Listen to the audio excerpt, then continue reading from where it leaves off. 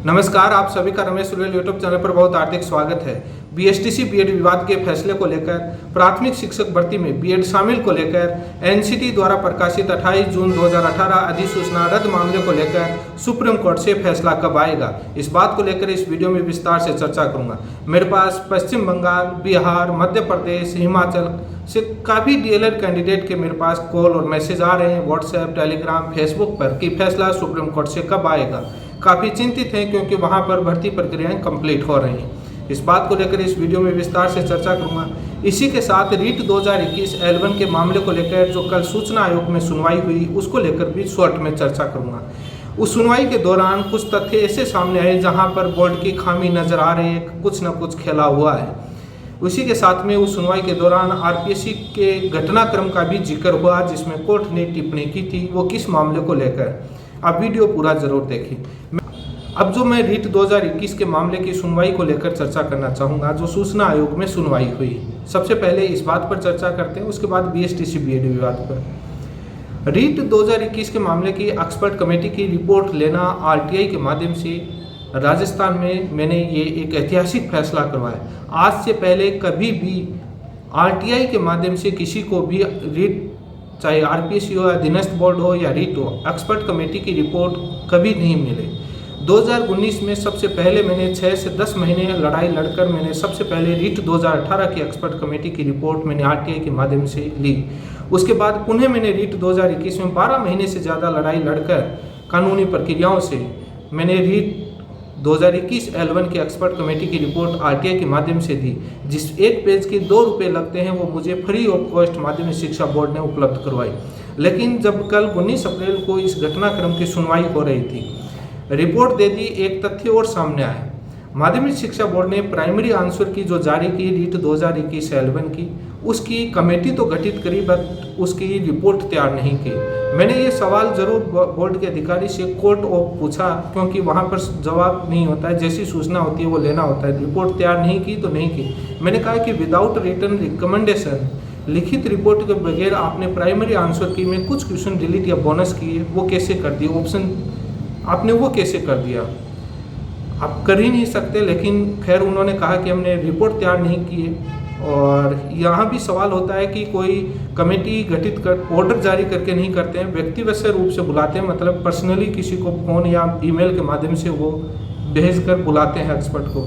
तो primary answer की के लिए कमेटी गठित की या नहीं की, उन्होंने कहा कि हमने गठित की, लेकिन उसका कोई प्रमाण नहीं है, क्योंकि रिपोर्ट तैयार नहीं हुई तो कोई प्रमाण नहीं है। व्यक्तिगत रूप बुलाया, आपने ऑर्डर जारी नहीं किया, तो वो मामला संदेह के घेरे में गया। लेकिन सबसे बड़ा सवाल है कि क्योंकि आपके रीट 2021 L1 में सिंधी, गुजराती, अंग्रेजी, पंजाबी कई भाषाएं होती हैं, उसमें कुछ क्वेश्चन डिलीट या बोनस किए। जब एक्सपर्ट कमेटी की रिपोर्ट के बिना आपने कैसे, ओरली उन्होंने मौखिक तौर पर कहा, उसके बेसिस पर आपने उनको डिलीट या बोनस कर दिया, तो ये सवाल बड़ा है। क्योंकि विदाउट रिटन रिकमेंडेशन आप कैसे कर सकते हैं ओपिनियन के बगैर? लेकिन ये एक नया है, 2018 के अंदर रिपोर्ट तैयार हुई थी, बट 2021 के अंदर कह रहे हैं कि हमने प्राइमरी आंसर की जारी करने से पहले कमेटी गठित की बट रिपोर्ट तैयार नहीं की, जो सबसे बड़ा सवाल है। लेकिन जब कल सुनवाई हो रही थी तो मैंने ये सवाल सूचना बाकी रह गई थी कि एक्सपर्ट को आपने कितना रुपया दिया। बोर्ड ने सुनवाई के दौरान कहा कि हमने गोपनीयता है इसलिए नहीं दे सकते, और इसके साथ ही ऑडिट नहीं हुई। मैंने कहा कि बोर्ड की पिछले 10 साल से ऑडिट नहीं हुई, 2021 का मामला 2023 आ गई, अभी तक ऑडिट नहीं हुई, भविष्य में पता नहीं कब कितने साल बाद होगी, तब तक क्या करेंगे? आपके पास रिकॉर्ड पर आप दीजिए। तो बार बार गोपनीयता का कहा जा रहा था, तो कोर्ट ने टिप्पणी की थी। कोर्ट ने कहा कि वैसे गोपनीयता की बात की जाए तो आरपीएससी का घटनाक्रम आपके सामने है, कितनी गोपनीयता बची हुई है, कितनी गोपनीयता भंग हो रही है। तो बोर्ड के अधिकारी चुप रहे, बोले नहीं, क्योंकि सुनवाई के दौरान मैं उपस्थित था और बोर्ड के अधिकारी उपस्थित थे। मेघना चौधरी जी को उपस्थित होने के लिए नोटिस जारी किया हुआ था, बट उन्होंने अपना रीज़न देकर के वहाँ पर अपना रिप्रेजेंटेटिव ऑफिसर भेजा था।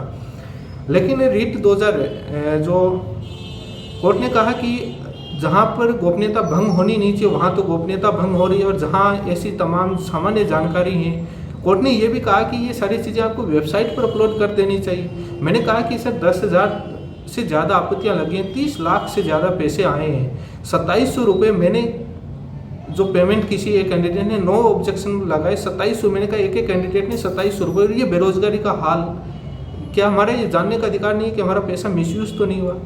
तब कोर्ट ने कहा कि ये सामान्य जानकारी है। बोर्ड के अधिकारी को कहा कि क्या नहीं मिलनी चाहिए। बोर्ड के अधिकारी ने कहा ये सूचना देनी तो चाहिए। बोले बाद में देते क्यों नहीं। बोले ऑडिट नहीं हुई। बोले ऑडिट का कौन सा नियम दिखाओ। तो उनके पास कोई नियम नहीं था। बोले आरटीआई सेक्शन की धारा बताओ, कोई नियम नहीं था। लेकिन मैं कोर्ट के सुनवाई से पहले अधिकारी से मेरी बातचीत हो रही थी, तो पिछली सुनवाई में वही अधिकारी आए थे, तो बड़े एटीट्यूड के साथ थे, लेकिन काफ़ी अच्छे इंसान है, बहुत बढ़िया अधिकारी थे। लेकिन इस बार थोड़ा एटीट्यूड कम था, क्योंकि नोटिस अच्छा जारी हुआ था। उनको मालूम चल गया था कि वो अपन जो देख रहे हैं वो आदमी नहीं, ये आदमी दूसरे हैं। तब बाद में उन्होंने, बोर्ड के अधिकारी ने मुझे कहा कि इस मैटर को निपटा लो। मैंने कहा मैटर तो निपटा रहा हूँ, सूचना दीजिए। ये बोला कि ये तो ऑडिट नहीं हुई। मैंने कहा कि आपकी रिकॉर्ड पर है कि हिंदी के एक्सपर्ट को कितना पैसा दिया, अंग्रेजी के एक्सपर्ट को कितना रुपया दिया, आप इसमें क्या ऑडिट करवाना चाहो, पिछले कितने साल से ऑडिट नहीं। बोले कि हुई नहीं। मैंने वो तो कोर्ट में तय करेंगे। मैंने तब तक एक बार लास्ट टाइम मैंने कहा कि आपके वायलेशन हुआ है, आपने सही टाइम लिमिट में बोला कि सर छोड़ो, बहुत सारी प्रक्रियाएं होती हैं, परीक्षाएं करवानी पड़ती है, बहुत लोड होता है, वो नहीं दी जाती, ये वो। जब सुनवाई हो रही थी तब मैंने कहा कि सर आरटीआई सेक्शन 7 का वायलेशन हुआ है, इसलिए आरटीआई सेक्शन 20 का यूज़ करते हुए इन पर जुर्माना लगाएं। इसी के साथ आरटीआई सेक्शन 19(8)(b) के तहत मुझे जो नुकसान हुआ उसकी भरपाई कीजिए। तब बोर्ड के अधिकारी दंग रह गए कि ये धाराएं, कोई जवाब नहीं था। लास्ट तक फाइल क्लोज कर दी और इस आयोग ने इस मामले में फैसला सुरक्षित रख लिया। उसके बाद भी बोर्ड के अधिकारी अपील कर रहे थे, सर जुर्माना मत लगाइए, डिले ऐसे ही हो गया था, वो ऑडिट की वजह से नहीं दे पा रहे। बोले देनी तो बनती है। बोले हाँ देनी तो बनती है। बाद में बोले ये सामान्य जानकारी आपको वेबसाइट पर डाल देनी चाहिए। तमाम वो दलील अपील करते रहे, लेकिन मैंने वो भी पेश किया कि एक कैंडिडेट ने 2700 रुपये दिए। मैंने प्रिंट आउट, सुनवाई कंप्लीट होने के बाद ऑन द स्पॉट मैंने प्रिंट आउट निकाल करके कोर्ट में सबमिट किया कि ये देखिए एक कैंडिडेट 2700 रुपये देता है, एक पर्सन के 300 रुपये, क्या जानने का अधिकार नहीं। इसी दौरान जब कोर्ट की सुनवाई से पहले ऐसे ही अधिकारी से बात हो रही थी, तो मैंने रीट 2018 का मैटर छेड़ा। मैंने कहा कि अधिकारी जी ये बताइए कि रिप्रेशन का हिंदी अर्थ क्या होता है। बोला कि दमन।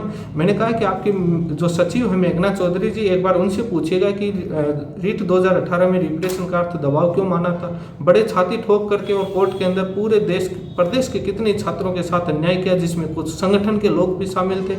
बोला कि दबाव तो होता ही नहीं किसी भी सूरत में। मैंने कहा यही तो है, गवर्नमेंट के पास पावर है। जब तक आरटीआई में रिपोर्ट नहीं होती है ना, तब तक आप कागजों में लिखित में ले आते हैं, हमने रिव्यू करवा लिया, वो करवा लिया। अब मैंने उनको इशारे में कहा कि मामला ये कोर्ट में चल रहा है बोनस मैटर को लेकर। अब वहाँ ये नहीं बोल पाओगे कि हमने 3 बार रिव्यू करवा लिया, 2 बार रिव्यू करवा लिया। मेरे पास रिकॉर्ड रहेगा कि प्राइमरी आंसर की से पहले भी इनके पास कोई रिपोर्ट नहीं थी।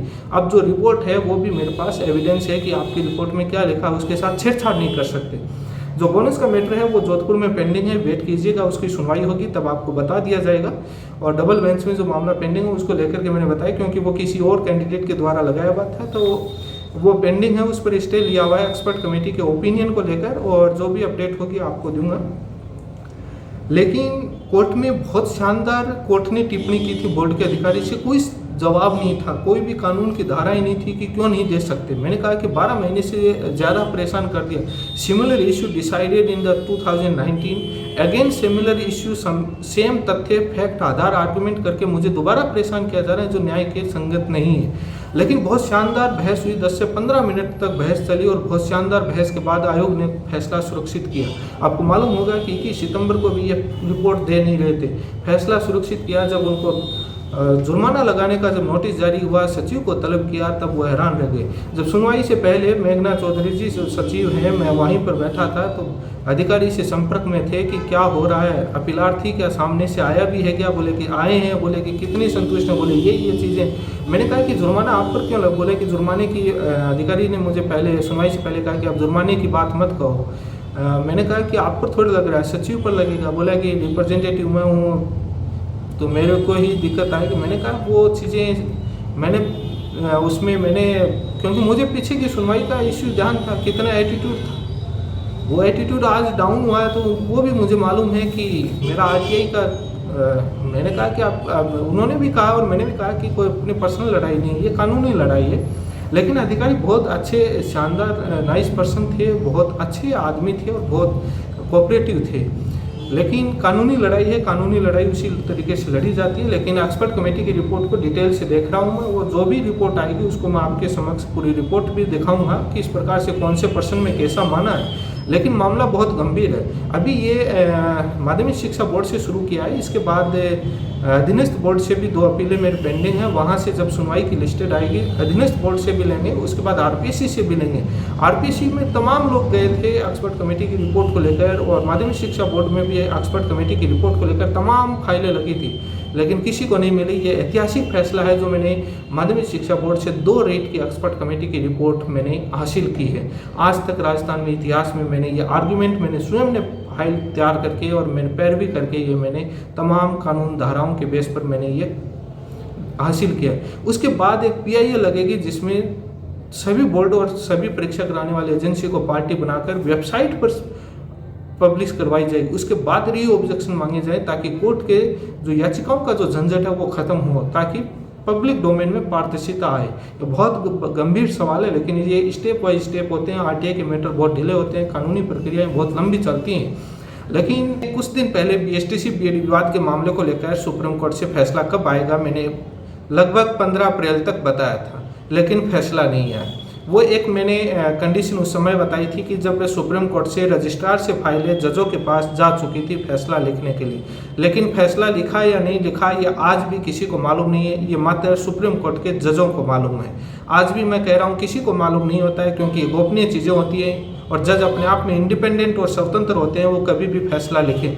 लेकिन रजिस्ट्रार से जो फाइलें हैं वो जजों के पास जा चुकी, अभी तक फैसला नहीं आया। पश्चिम बंगाल और मध्य प्रदेश और बिहार के साथी काफ़ी डीएलएड के कैंडिडेट हैं, काफ़ी परेशान हैं। आप सभी को धैर्य रखना होगा और सुप्रीम कोर्ट जो फैसला देगा वो सभी भारत के सभी राज्यों के डीएलएड कैंडिडेट को न्याय मिलेगा।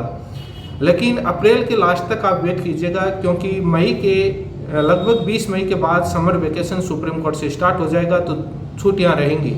यदि अप्रैल के लास्ट तक आ जाता है तो ठीक है, अदरवाइज जुलाई में फैसला आ सकता है।